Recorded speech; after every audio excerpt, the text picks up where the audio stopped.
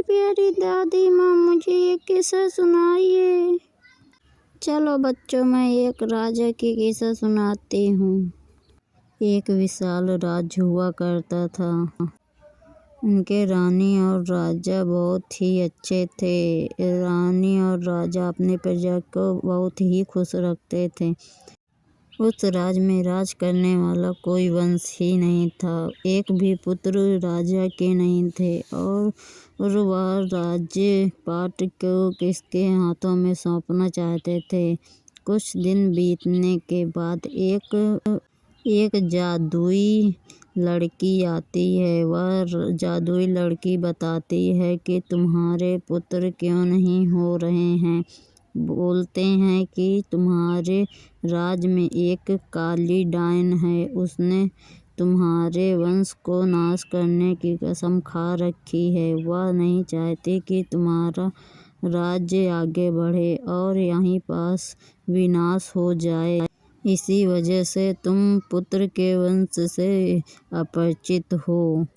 फिर राजा ने बोला कि इसका कोई उपाय है क्या। उसने बताया, एक उपाय तो है, लेकिन क्या कर पाओगे। जब तुम्हारी पत्नी इस बार गर्भवती हो तो उसे मायके में छोड़ आना और 7 वर्ष का जब तुम्हारा पुत्र हो जाए तब उसे बुलाकर लाना और तब तक के लिए वहीं पास उसे रहने देना। और इससे वह काली डायन को पता भी नहीं चलेगा कि तुम्हारा वंश है भी या नहीं। और कुछ दिन बाद ऐसा ही हुआ। जब रानी गर्भवती हुई तो वह मायके में चली गई। कुछ दिन बीते और एक नन्हा बालक ने जन्म लिया और नन्हा बालक सूर्य प्रताप पड़ा और वह काफ़ी परिक्रमी बालक था। वह योद्धाओं में श्रेष्ठ सबसे अच्छा बालक था। उसे बचपन से ही युद्ध और तलवार का शौक था। वह कभी भी नहीं डरता था और डरना उसकी आदत नहीं। हर चीज़ में वह साहसी और परिक्रमी बालक था।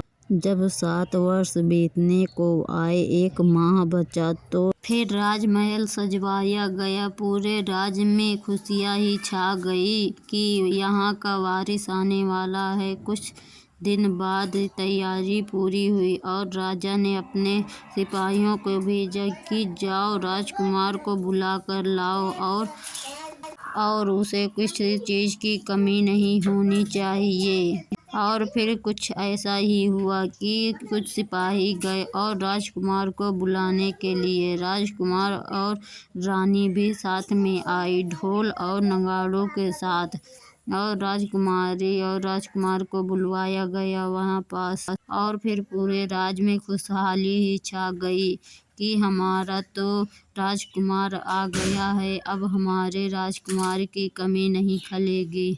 खुशियाँ ही खुशियाँ चारों तरफ फैल गई। राजा बहुत ही खुश था और राजकुमार के आने के बाद उसकी सारी चिंता ही दूर हो गई।